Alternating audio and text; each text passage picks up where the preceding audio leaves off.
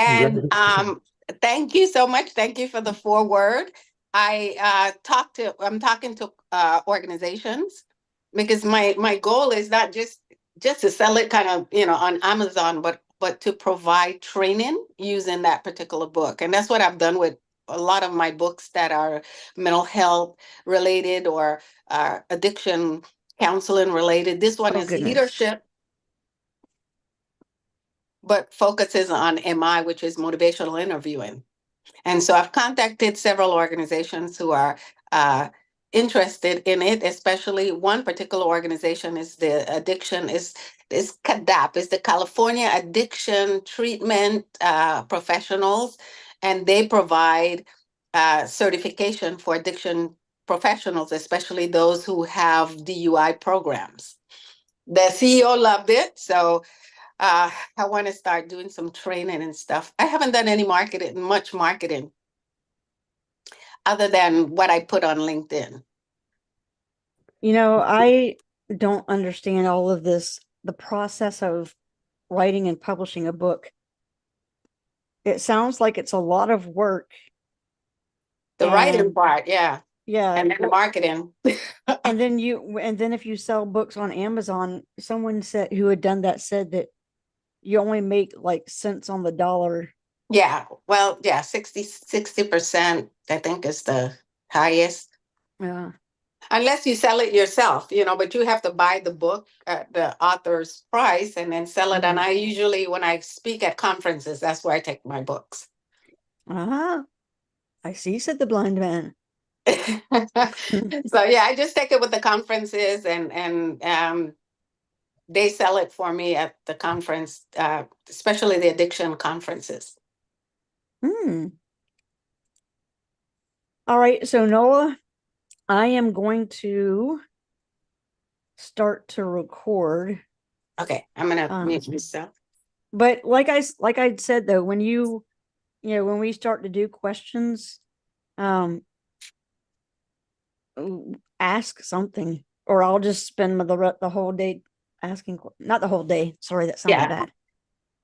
I'll try to, especially if I'm not at a point, if I'm at a point where I can stop, because translation, I gotta read, comprehend what they're trying to say, especially if it's a person who is not a very good writer. I have to figure out what they're saying. So I'm translating Spanish to English right now. Oh, you're doing it, yep. So are you not able to use one of those services that you can just put it in there in English and ask it to translate? Yeah, they're not accurate. You need to know what you're talking about. And especially when somebody is writing. So it's handwritten stuff. So they handwrite notes. So it's not, and I type it in the whatever language. So sometimes they write something in English and then I translate it to Spanish. But these are Spanish speaking people. Who are maybe don't have formal education, so so it's misspells stuff in Spanish, and so I have to look at the context, make sure that I know what they're talking about to translate it in proper English. Yeah, and I'm learning German on Duolingo. Oh yeah, and I'm getting frustrated because the tense of a word changes whether you're talking about yourself or somebody else. And I'm like, come on already. In English, if you go on a run and I go on a run, we both went on a run. But not in other languages. You have to say it differently depending on who you're referring to. Yeah, my niece is married to a German guy, and she was born in Germany, or my parents were in the military, like me, in the army. So she speaks fluent German. She lived there for a while. That's a language that it's difficult for me.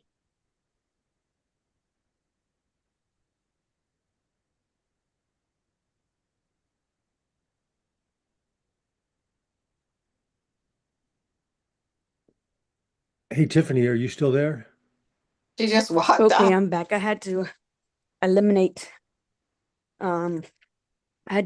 some of the extra noise. Hey, Tiffany, how long do you think this podcast is going to go? Like when do you think will be complete? Do you think 30 minutes from now is a good Yeah, that's perfect. Okay, awesome. Because I know we just wasted some time doing what we military people do best and catch up with each other.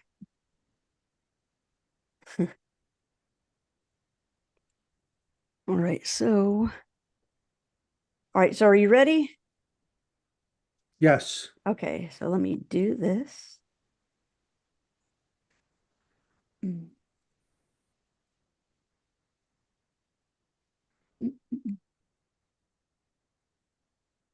Mm. Oh.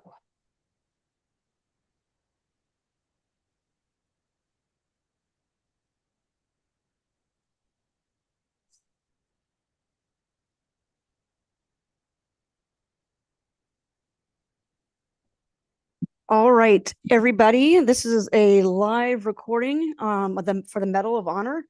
I am joined today by Major General Gregg F. Martin. He is the author of the book Bipolar General: My Forever War with Mental Illness. Now, I generally don't like to read people's bios, but I think in this case it's important because of some of the things that he will be sharing. So I'm just going to read a blurb of it. Otherwise, we'll spend like an hour talking about his bio because he's done so much. But he holds a PhD. He served on active duty in the Army for 36 years and commanded an engineer company, battalion, and the 130th Engineer Brigade in combat during the first year of the Iraq War. He served multiple overseas tours, commanded the Corps of Engineers Northwest Division, was commandant of the Army Engineer School, commanded Fort Leonard Wood, was deputy commanding general of the Third Army, an Army CENTCOM in the Middle East, the commandant of the Army War College, president of the National Defense University, and special assistant to the Chief of Engineers. He is a qualified airborne ranger, engineer, and strategist who was awarded the Distinguished Service Medal not once, but twice. He earned the Bronze Star and the Combat Action Badge, amongst others. I'm sure those awards go all the way up. But also, he was a West Point graduate. So there is just so much more to his biography, but I'd like it if we can just get to the conversation. So welcome, Gregg Martin. I am glad that you are here with us today. Thanks, Tiffany. It's really an honor to be on with you, so appreciate it. Awesome. So for people who have maybe not heard your story, I'd love to jump in before we even just and I know this is part of the book, but with you having a successful career, I mean you can retire as a major and you had a good career, but you not only went beyond that, but you became a general officer and had some good key positions. And the reason why I wanted to share all these things that you've done is because I think with your diagnosis, that probably you fit into the military pretty well. So I'll go ahead. No, you keep going. So what I would love for you to start us off with is anything that I missed in your bio that you think is key, and how you ended up retiring from the Army, like the circumstances revolving around that. So, all that success that you described was largely helped by my bipolar condition of living on the bipolar spectrum. So I was super successful, from the earliest years all the way up until my Army career ended. And so high school, West Point, platoon leader, company commander, all the way up to two-star general. But what I had no idea that I was born with a bipolar brain and was living on the bipolar spectrum and slowly over years and decades, inching my way towards a bipolar diagnosis and a condition that ended up, really ending my military career. So I had a condition from the earliest age called hyperthymia, which is very low on the bipolar spectrum. And what it is, it's a continuous low level mania, which means I had extra dopamine, endorphins, and other brain chemicals surging into my brain, giving me extra energy, drive, enthusiasm, creativity, problem solving skills, all things that made me super successful in high school, West Point, as an Army officer. And what I didn't know, but I know now, is that my condition was slowly creeping up the spectrum towards a bipolar diagnosis. But all the things that I did during my career, super successful. The Army sent me to get one master's degree at MIT, and I came out of it with two masters and a PhD. I mean, that's really not normal behavior. That was largely because my hyperthymic condition enhanced my natural abilities. And it was like that in every assignment that I had as well. When I was a brigade commander, I was deployed. I was actually stationed in Germany, and U.S. Fifth Corps, we were the main effort for the attack on Baghdad in the first year in Iraq. And I later found out after I was diagnosed, both the Army Medical Department and the VA did inquiries. How did this two-star general, 58 years old, get diagnosed with bipolar disorder? I mean, that's very unusual because most of the time it's younger people between 18 and 25. And so both of those organizations came to the conclusion that the triggering event for my actual bipolar disorder was the Iraq War. The combination of the thrill, the euphoria, the pressure, the stress, all of that, it triggered my genetic predisposition and I went into mania.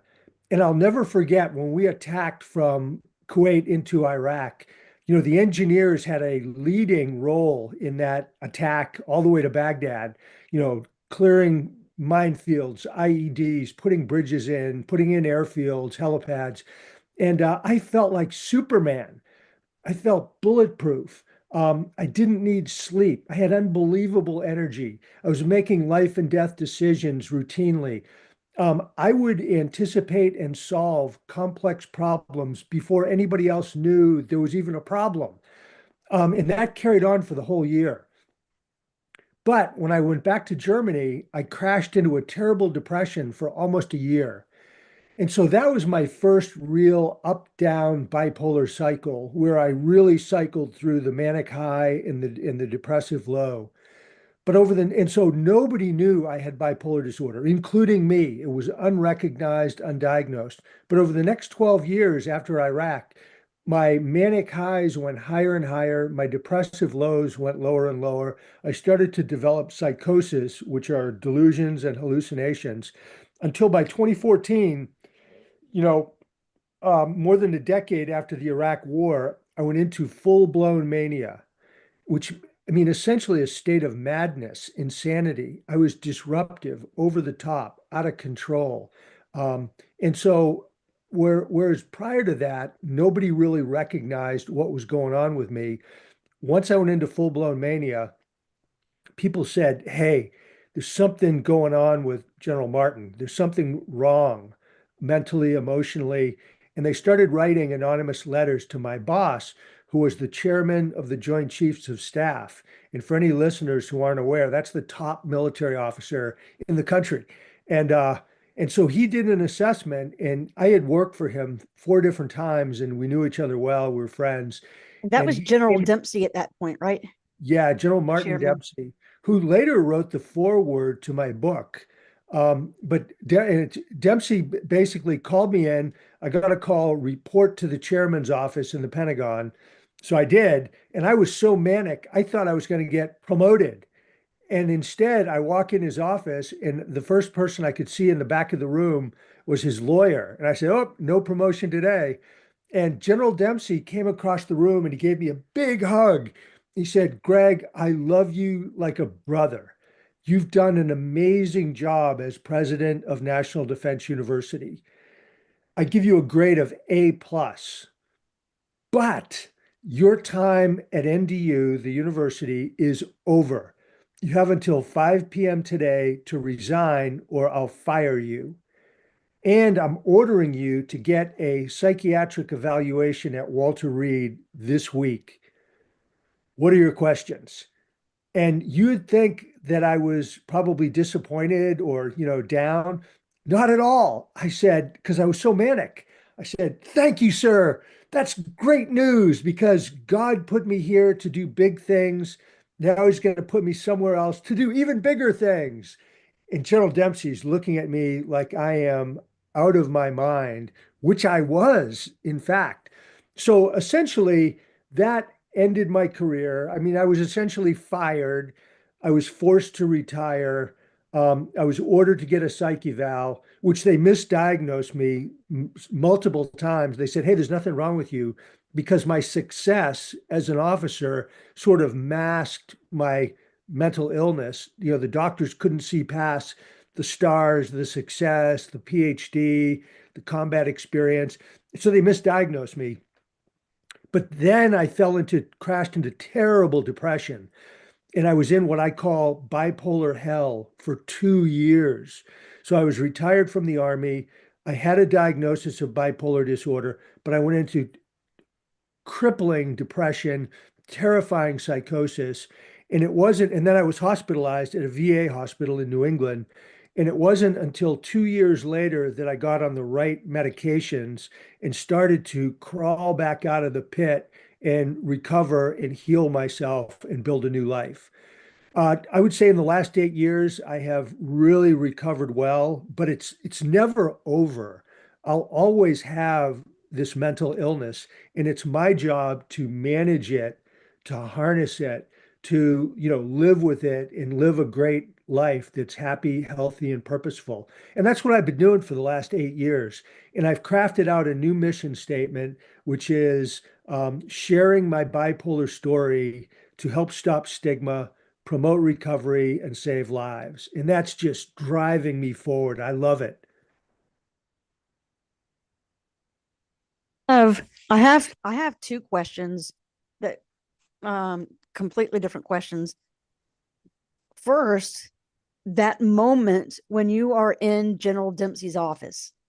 So I've been in a room when that's happened to people, whether it's one of my soldiers or somebody else. They walk in and they get this surprise of, oh, by the way, you're getting an Article 15 or whatever the case may be, or we're chaptering you out. And there's a range of emotions that go on. And like you said, if you hear that your career is over, that's generally like a heartbreaker, like, but no, I'm on top of the world. So what were all the different emotions you had going on in that moment in his office and then for the rest of that day? Like, what was that like? So I was aware that General Dempsey had conducted a major assessment inquiry into my behaviors and patterns of leadership at NDU, which stands for National Defense University. And so he appointed a three-star investigating officer, and other people, and they talked to a wide range of students at NDU, the faculty at NDU, and the administration of NDU, and then to me. They took all the findings and then they came to me and said, hey, here's all the things we've been told. What's your side of the story? What do you think? And I was manic. I had feelings of grandiosity, thought I was the smartest person in the world, that I held the key to world peace, that I was a special anointed apostle from God to transform the NDU and the Department of Defense. And so I listened to this back brief and I was able to rebut every single point. And I think they were actually pretty fair, accurate rebuttals. But putting it in context, it didn't matter because my students, faculty, and administration had essentially kind of risen up in protest about my bizarre behavior and sent all this info to my boss. So, I mean, my little rebuttals of these points were, it just was irrelevant. So I knew that this stuff had been going on. I started hearing rumblings that I might have my presidency terminated, or maybe suspended or something like that. So I heard all those things. Um, but I also knew that General Dempsey, for the past number of years, he really liked me. He thought I was doing a great job.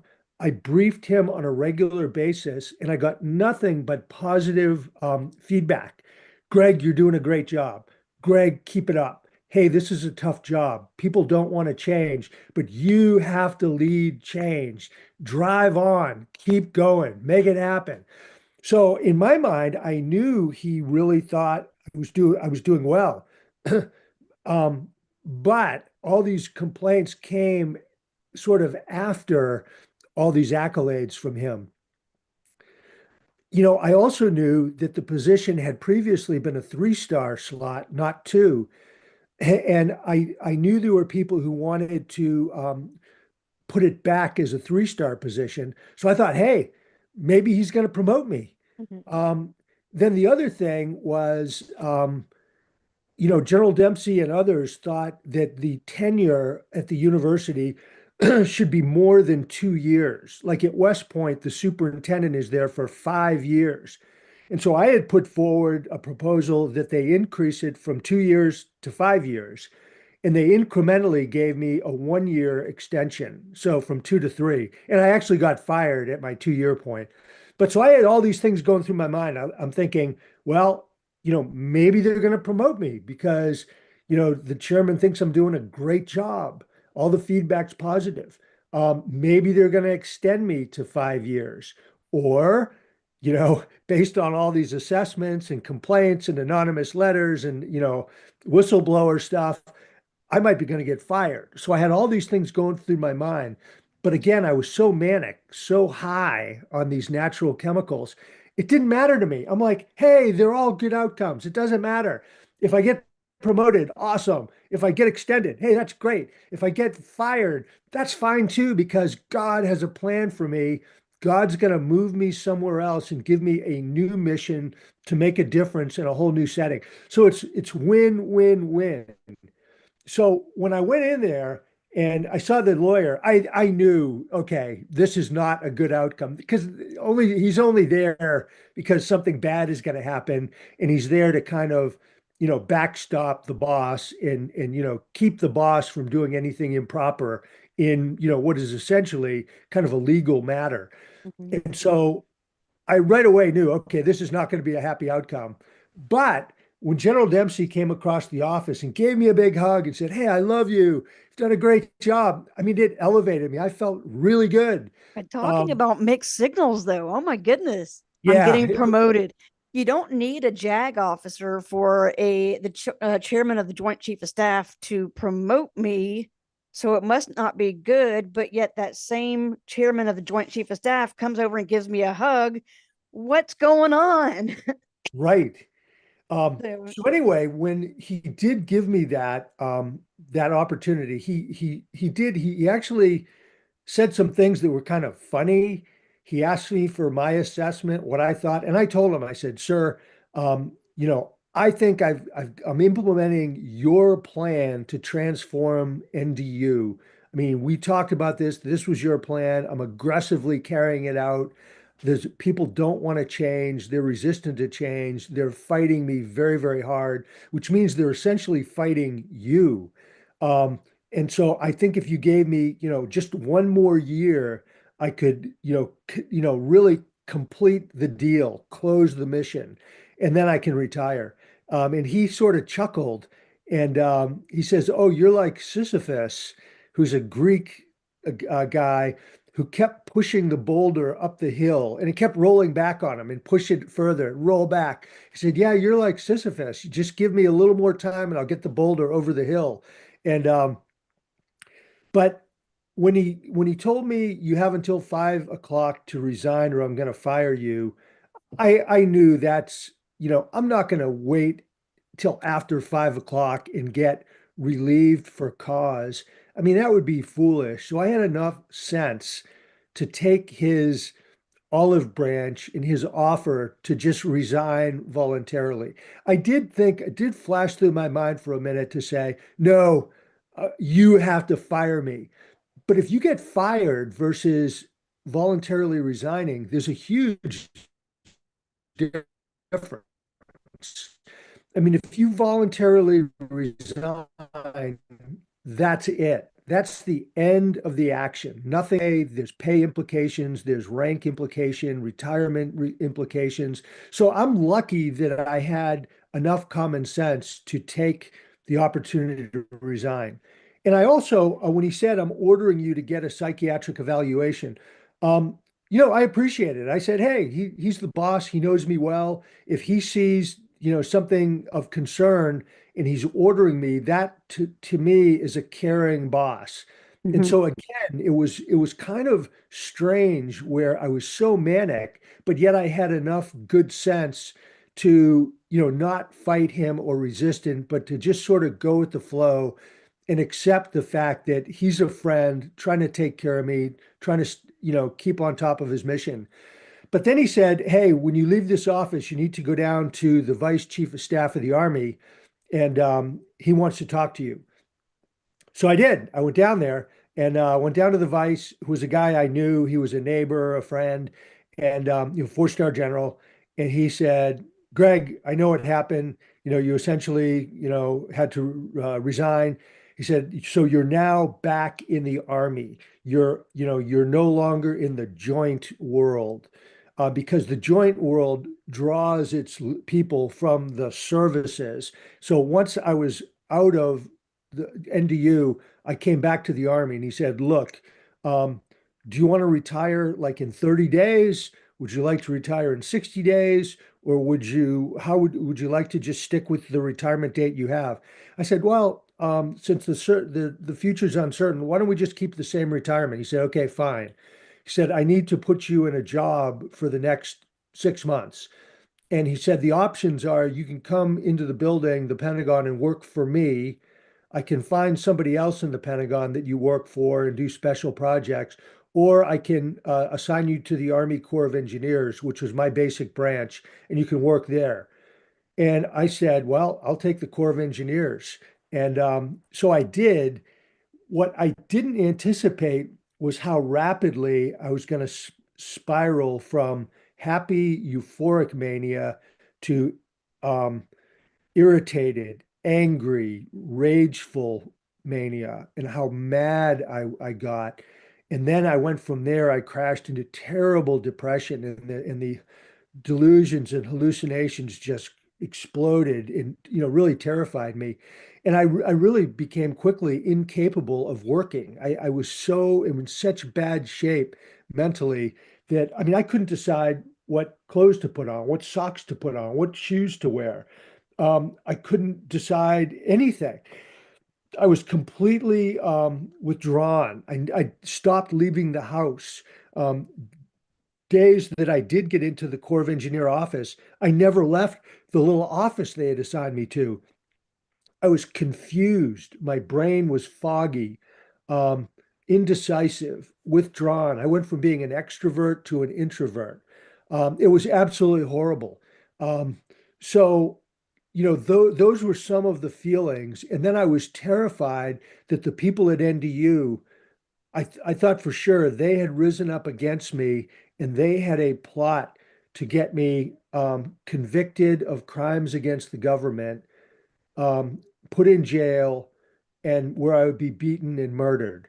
I totally believed that. I thought people were watching me, spying me. They had bugged the house. Everything I did was being watched, monitored, reported to, somebody who was in charge of getting me. So all of those things went through my mind. My bipolar condition went from bad to worse, and it continued to get worse for 2 years, during which time I was diagnosed properly at Walter Reed, but they didn't give me the right treatment, the right medication, the right, therapy or anything. So I just went down, down, down through my retirement.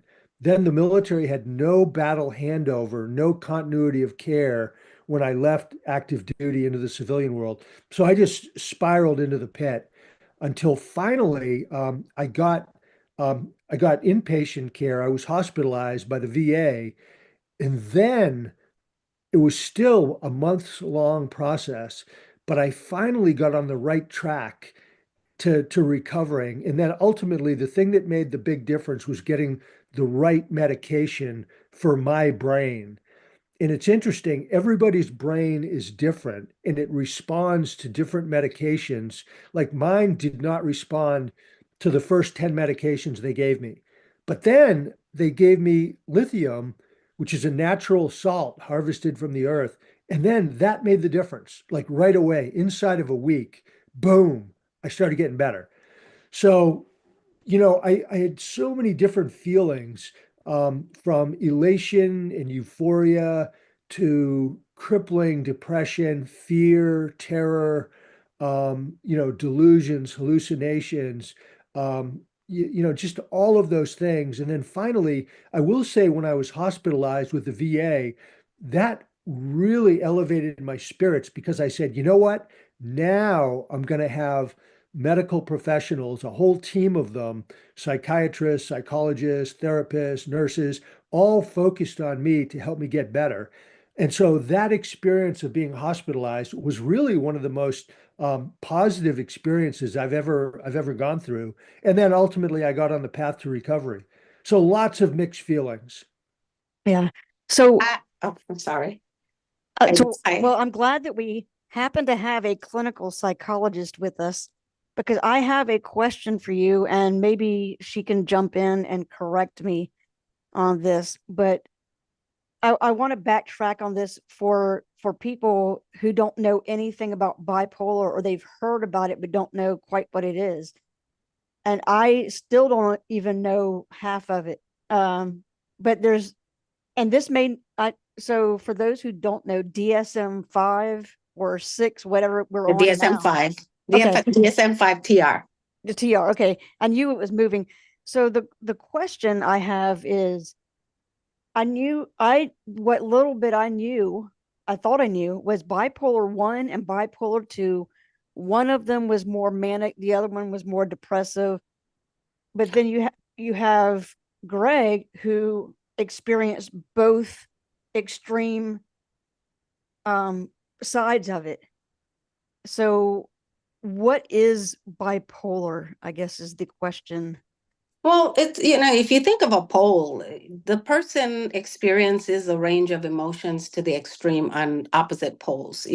Person could be depressed, severely depressed, but there's bipolar disorder where the person is hypomanic, where there's very low grade mania. And it sounds like Gregg at the beginning, it gave him the energy. It gave him the feeling like he could, conquer the world, but it wasn't so elevated where he was delusional. And that is very easy to miss. If you see a person, especially in the military, having been in the military and retired for 20 years, they wanted those, the go-getters, the people that were the stars that could, take a project and take it all the way to the end. And you're rewarded for that. People who are high performers. And sometimes we confuse high performance with mania. And well, when a person is hypomanic, you see that drive, but you may not see some of the delusions and stuff that Gregg just talked about when his mania is in full blown mania. And at that point, people start to see that something might be wrong. Where initially, so bipolar disorders, you can have bipolar with hypomania, where you have periods of mania, but it's so low that it's hardly recognizable, and periods with depression, but not major depression. And then you have periods, bipolar, where it's more rapid cycling. And so you're up, one day you are depressed, but not a deep depression. The next day, maybe you're a little manic, and it looks like a person who is moody. So with that, the military, and what it sounds like for him too, is that the military environment and bipolar can feed off of each other. I think so. And not just the military. I think even when you're working for companies that, they need high performers, especially if you're in a C-suite, a person who can go and bring in revenue. Those type of industries, whether it's the military or a company that is in 500, they really praise people like Gregg until things start to fall apart, until he's so so manic that he's no longer able to, he's broken with reality. So there was no Superman kryptonite in the military. It just said, keep on going, keep on doing Keep going. But I'm glad that he had someone like General Dempsey who cared for him and recognized when the wheels started to fall off.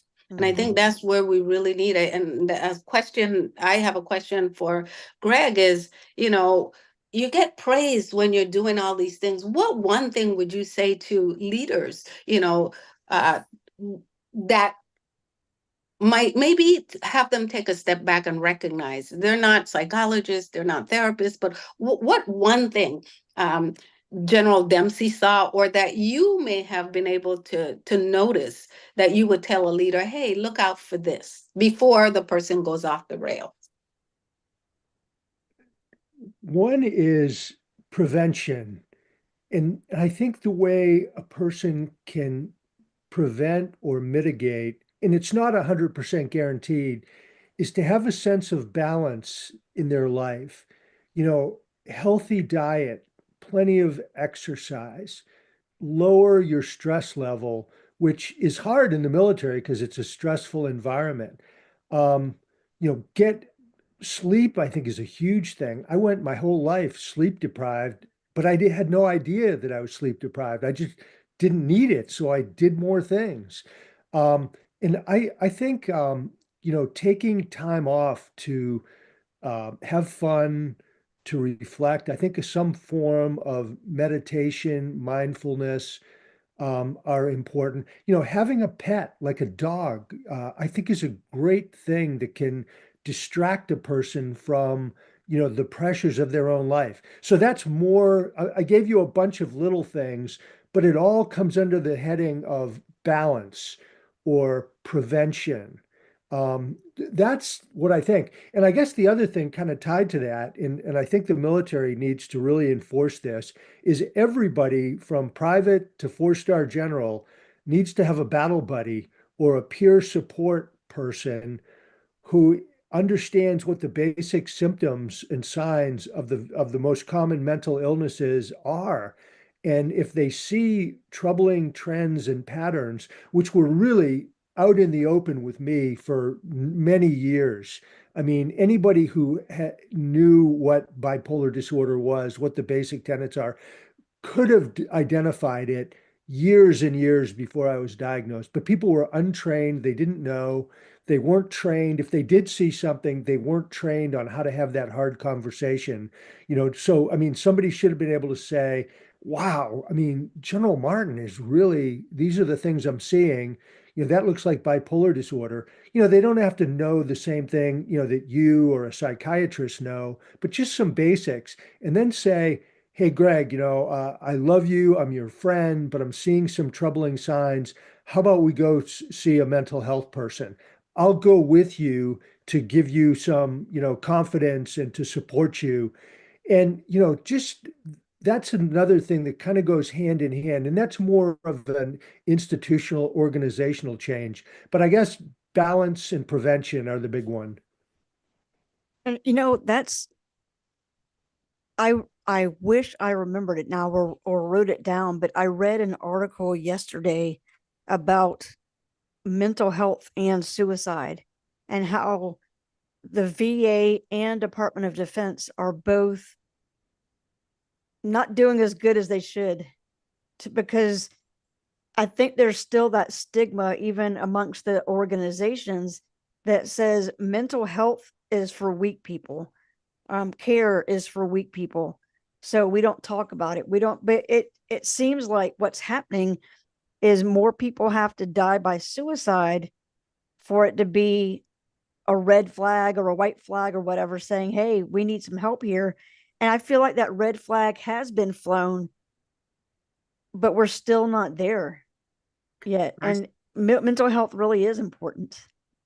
I totally agree, but I think General Martin said something that is really significant, especially people who are higher ranking. I don't think this is just in the military, but especially in the military. You overlook behaviors, that may seem, a little inappropriate if the person is higher ranking. And how do we have that conversation? And I think people like, General Dempsey or others who are equal rank or higher are in a position to say, hey, let's talk a little bit about what I see. But a junior member could never go up to a general and say, General, I'm seeing some troubling behavior. That's really difficult. We see that in government and we see that in other places where there are high-ranking people. And, we turn a blind eye or just turn the other way if we see behaviors that are inappropriate that could indicate that maybe there's mental illness going on.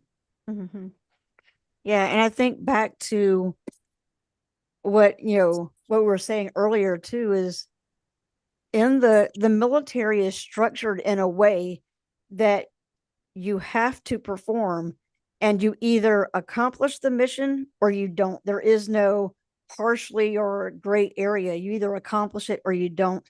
So I think that mania can look like a positive attribute, but we don't look at it or consider it as a, hey, maybe there's something wrong here. It's just fun. Not really. I agree totally with what you just said. And if you step back and look at this story I just told from beginning to end, I would say having a bipolar brain helped me enormously as a military leader because of it boosted and enhanced my natural talents. So it helped me for years and years until it went too high, and then it brought me crashing down and really very nearly destroyed me, ended my life. I mean, if things had just gone a little bit different, I wouldn't be here. I'd be dead. I would have, been addicted, homeless, in prison, shot, killed by somebody in a violent encounter, shot by the police, killed in jail, or, suicide. I mean, the rate of suicide for people with bipolar disorder is 40 times the national average. So, I mean, that's a fairly common outcome. Yeah, and that's why I'm such a fan of sharing people's stories, sharing their own stories, because there's nobody can tell it like you can when you tell your own story. I am curious now that you not only know that you have bipolar and have gone through therapies and medications, do you recall time before the military as a young boy or high school seeing those bipolar traits now looking back at it? There is one incident that happened that at the time I didn't know what it was, but it happened. And I was 18. I'd graduated from high school and I went to the University of Maine for 1 year. So in Maine, it's a fairly large, big state university, and I was enrolled in an engineering program. And I mean, it was hard. In my high school, looking back, was relatively easy. And so, I mean, I was able to get really good grades with hardly any effort at all. And so, as a result, I didn't develop good study habits or good academic discipline to carry me into college. So, in that first couple months, I was, lonely, homesick, had gone from, high school hero to college zero. And I had terrible grades. I mean, I had all Fs except for Army ROTC, where I had a B. And so I had all these terrible grades because of my lack of study habits. Um, and I remember being very depressed. And, I didn't know it was depression, but I'm pretty sure it was, real depression. Because I basically become withdrawn, introverted, confused, all that kind of thing. And then, though, I shot into what I'm pretty sure was mania, or at least, a productive hypomania, which is, not full-blown mania, but it's a level below. But what happened was I had a sort of a religious encounter and experience with this on-campus missionary group. And so I had sort of it's called the born again experience. And I will never forget, Tiffany. I mean, the minute I had that experience, it was like an electrifying, euphoric, uplifting shock in my body and my spirit. And I went from that state of low, really pretty bad depression. I just shot up, electrified. And the rest of that day, I mean, I cleaned my room. I put all my stuff away. I got organized. I got my notebooks out. I went to the bookstore. I bought, highlighters and pens and notebooks and binders. Um, I went out and ran, 10 miles. I went to the gym and lifted Ooh. weights. And then these guys, the Navigator missionaries, they invited me to a Bible study and a prayer breakfast and to go to church with them and all that kind of stuff and memorize these power verses from the Bible. And so I just surged, and my grades went from all F's to Dean's List. It was unbelievable. I mean, it was just amazing. And I carried that really for the rest of the year on through. I ended up going to West Point and then into the Army. And so I think that was now whether that was, the Holy Spirit that lifted me or it was hypomania that lifted me. I mean, it could be both. It could be one. It could be the other. I don't know.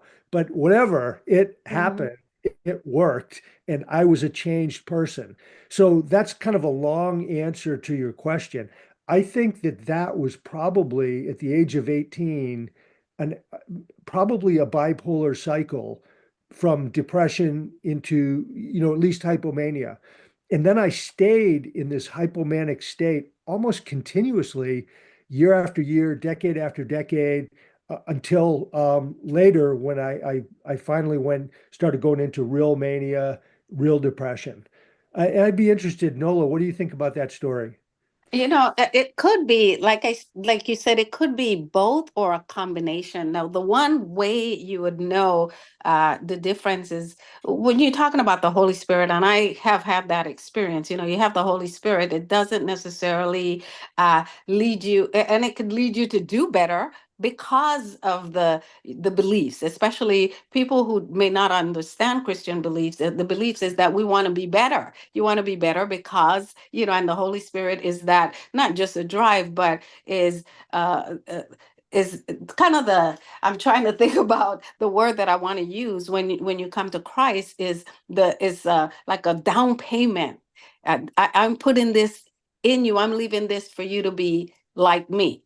That's the Christian part of it. The manic part of it, however, says I can do everything. Not so much in Christ who strengthens me, but I can do all things in myself. And so, for me, at least in my understanding of both, I would say that would differentiate whether it's bipolar, a hypomania, or the Holy Spirit giving you that boost. And it could be a combination. That's difficult to answer. And I'm not an expert to say that. Um, I did have a question though.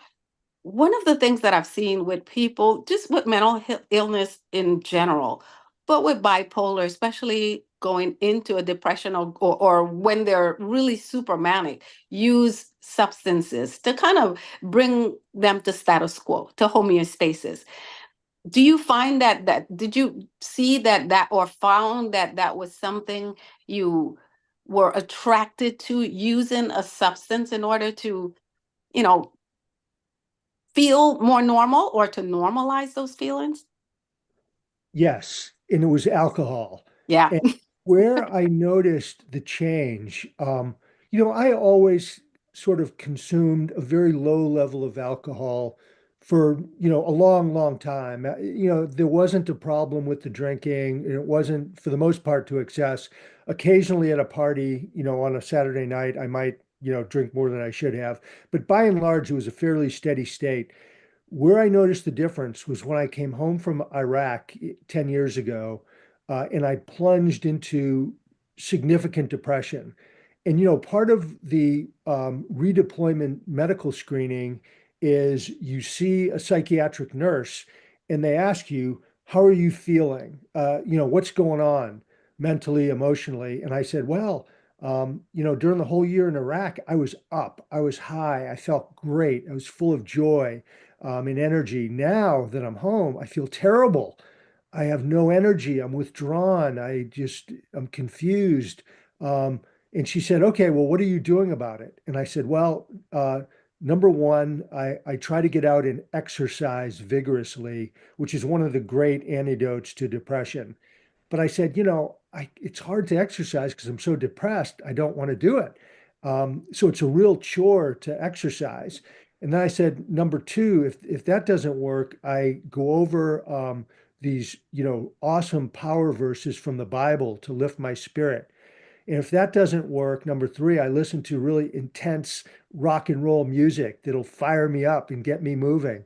And then if that doesn't work, I drink. I drink alcohol. And and she said, "Oh, wow, that sounds like a really good strategy. Just keep it up." And the alcohol part, I started drinking more and more, and I was in Germany. I remember at one point where we had a like a post-deployment party at our house for all the leaders to come to. And we had this big keg of German beer. And I remember going out, night after night and, you know, draining that thing and drinking big mugs of this very strong alcoholic German beer. And then, started, having shots of whiskey or bourbon or scotch.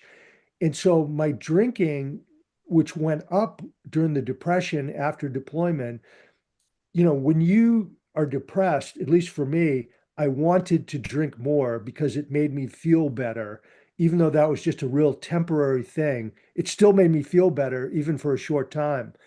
And then fast forward down the road when I went into very high levels of mania, it was very interesting. The mania created a desire to drink alcohol. I know that doesn't happen with everybody, but it did with me. And so I would drink and then I drink more.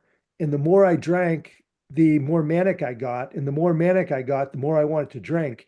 So I mean, that's something, and I talk about it in the book. That was a real noticeable thing with substance abuse. It's interesting because alcohol is a central nervous system depressant. And so if you're depressed, it, will make you more depressed. Actually, it'll kind of, but for mania, drinking alcohol may calm you down a little bit, but each person is different and may react different to it. But I thank you so much for sharing that because one aspect of bipolar that we don't talk about is addiction. Hmm. Yeah, you're right. So what I would like to do, I feel like, especially with all three of us here, I feel like we could talk for hours and hours just because I love it. I'm interested in people's stories. Two, I love talking about mental health and suicide and addiction, because they're all a big deal, and you can't necessarily do it alone. You've got to have somebody else in your life to help navigate these things. Um, but what I would like to do is, just before we close out here, tell us a bit about the book. I mean, I know that everything we've talked about is about the book or in the book, but what why should I go and buy this book? What am I going to learn about you that I don't know from today? So anyway, here's the book. I wrote it because, I went from this, very successful army leader to where I was fired, forced to retire. hospitalized, and nearly it very nearly killed and destroyed me, my marriage, my family, my finances, everything. I said, this is not something I ever would have wanted, but it happened. This was my experience. And 20% of, according to NAMI, National Alliance on Mental Illness, 20% of the population live with some sort of mental illness or disorder or condition. I said, there's a whole lot of people that could, benefit from hearing my story. And 20% have a mental condition. The other 80% are touched by it because they're a family, friend, colleague, neighbor.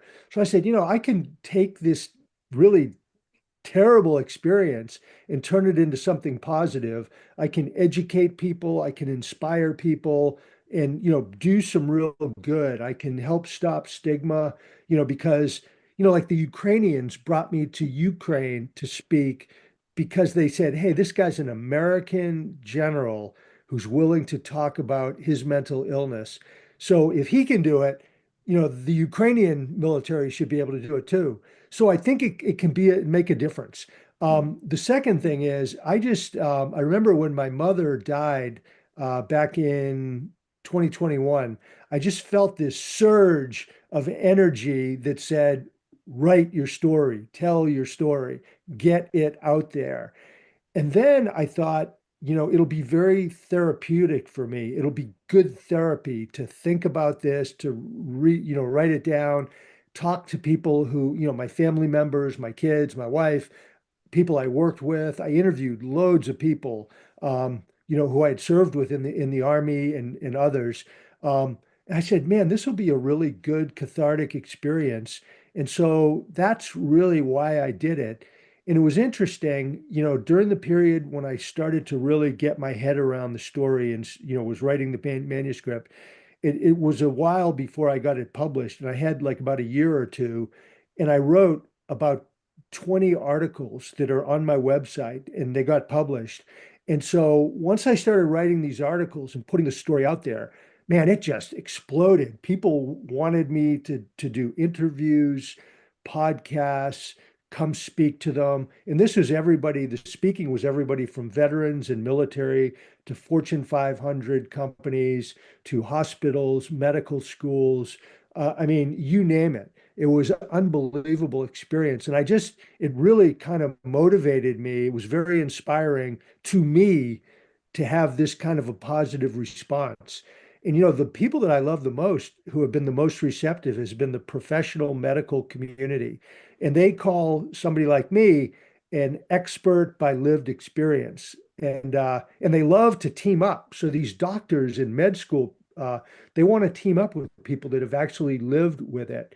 So anyway, that's kind of a lengthy description of why I did it. The content of the book, it is essentially takes everything we talked about today, and then it's expanded.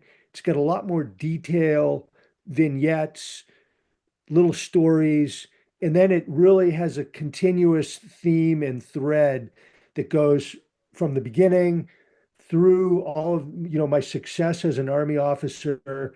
It goes into detail about the crisis, the mental health crisis. Then it goes into detail about the recovery. How did I recover? And that's like a whole story unto itself.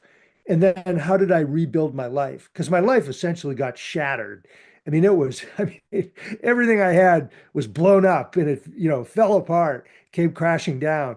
And so I talk in detail about how I recovered and rebuilt my life and am now living a very happy, healthy, purposeful life. So that's the book in a nutshell. It's interesting.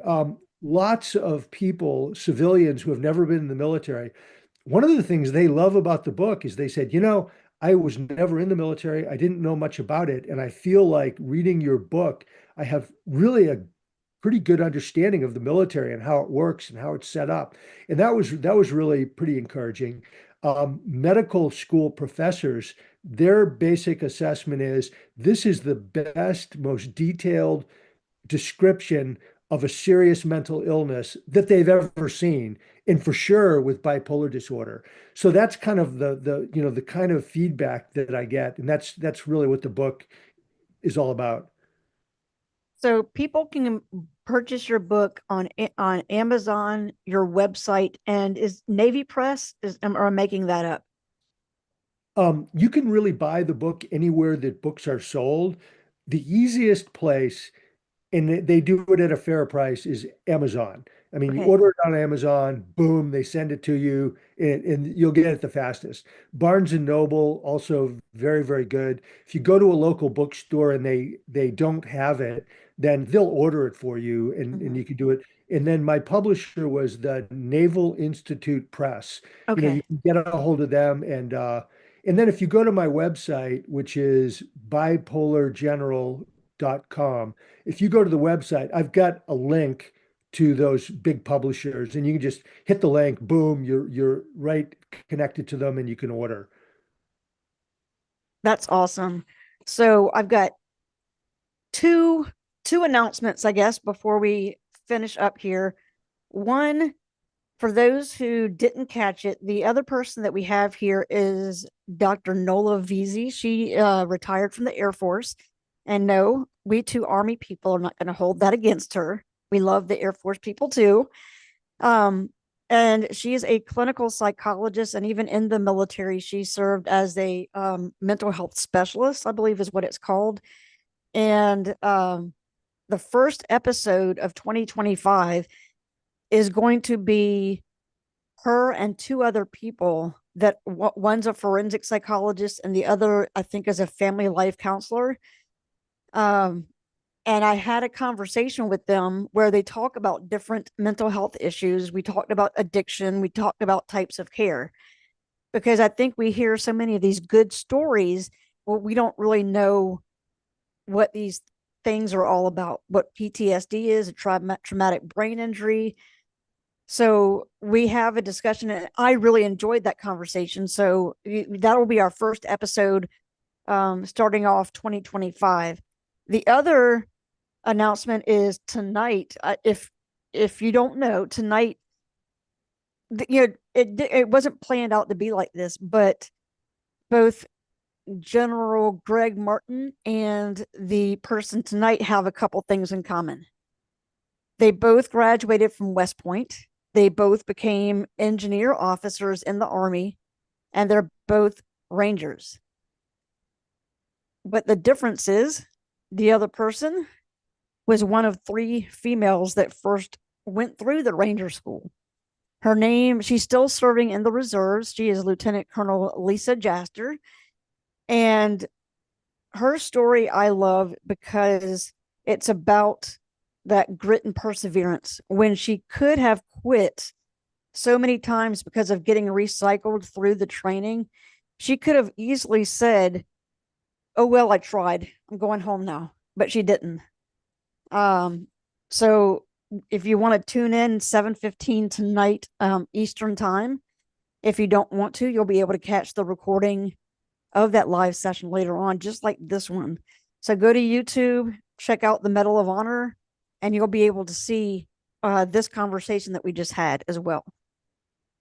General Martin, I so appreciate your authenticity and vulnerability and sharing what some people would be ashamed of, but you're taking it out and you're saying, hey, this is my experience. And here's how I turned out. Here's how things unfolded. And that's a great tool of experience and knowledge that you can't get just from visiting a doctor.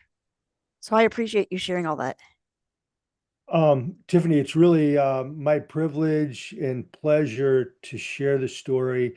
And I mean, there's absolutely nothing, and this is for the audience, to be ashamed of or embarrassed about with any kind of mental health condition.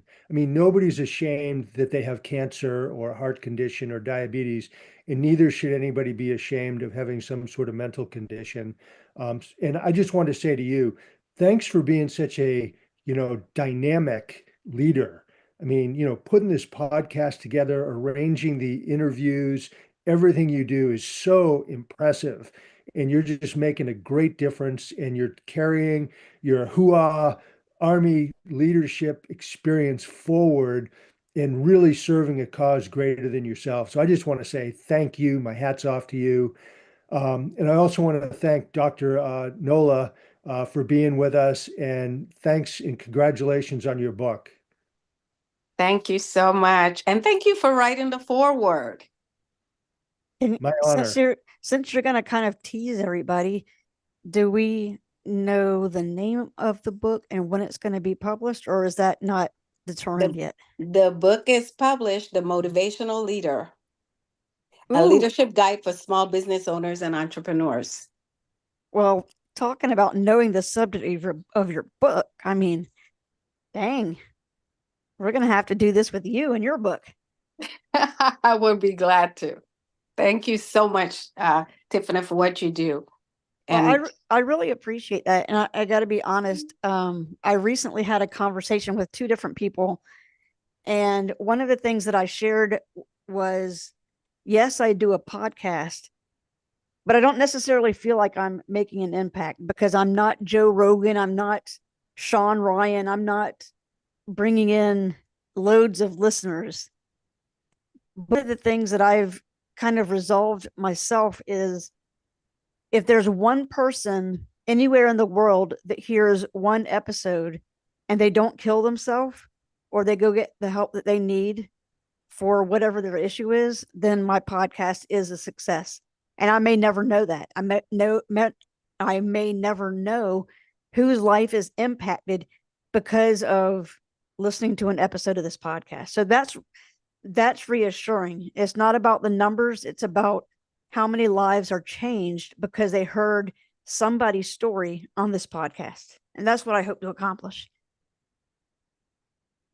That's my 2 cents. doing a great job. Thank Trying you. to be like you. Awesome. Sorry. All right. Well, for those who were tuned in, thanks for joining us. If you were not able to catch the full live event, you can check it out on YouTube. And I hope you enjoy it. And if you can make it out tonight, that would be amazing. Right. It's done. We've finished recording. Tiffany, thank you so much. And Greg, you are on a mission. I see you everywhere.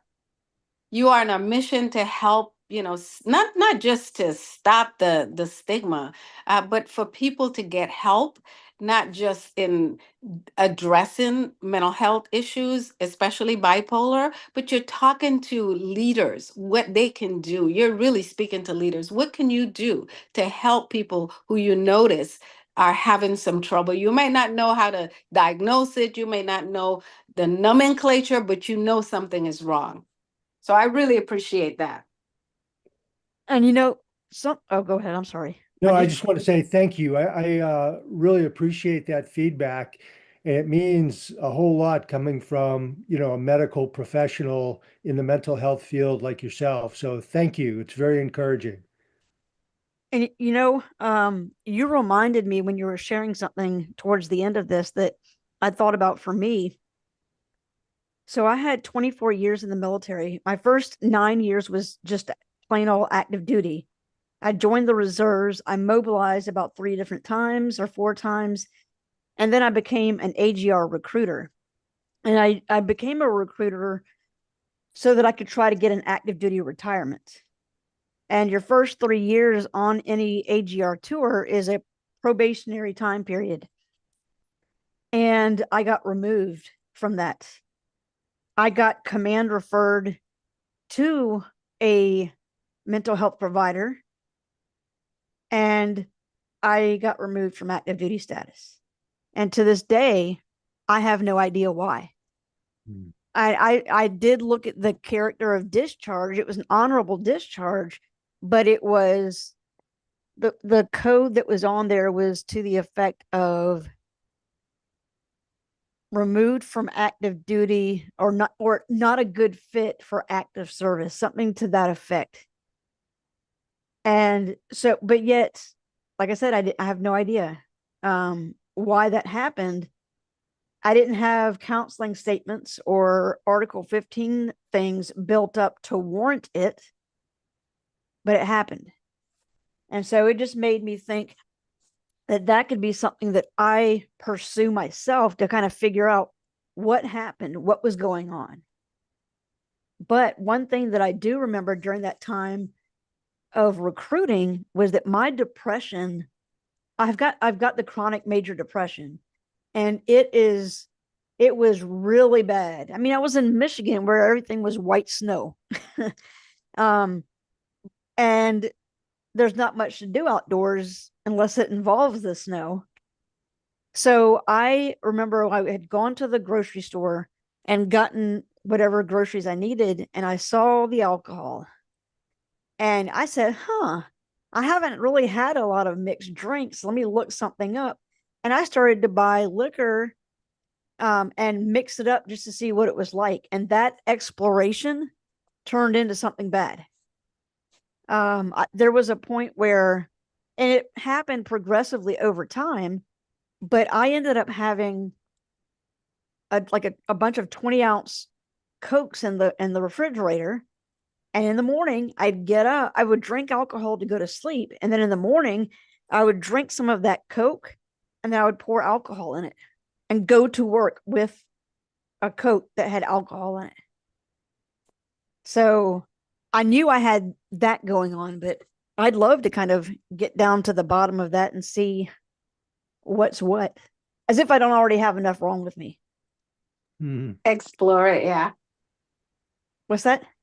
I say definitely explore it. Yeah. You know, there are different assessment tools and screening tools and things that, you know, can kind of give you a little bit, especially it's hard to go retrospectively to see what you were doing then if that's no longer happening. So the screening tool may not be helpful because you're different now, but it could have helped to determine, hey, do I have a problem with alcohol, or do I have an underlying mental health, like a co-occurring disorder?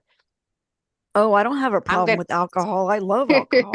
No kidding. I'm gonna have to go because I have another problem, not a problem, but I have something I need to tend to. Heck Yeah, We yeah. have trainings going on at this time. Thank you guys so Same here, much. Tiffany. Yeah, and it was good to see both of you. Yeah, Take care. it's Thanks. been great. Bye-bye. Thanks. Bye-bye. Bye.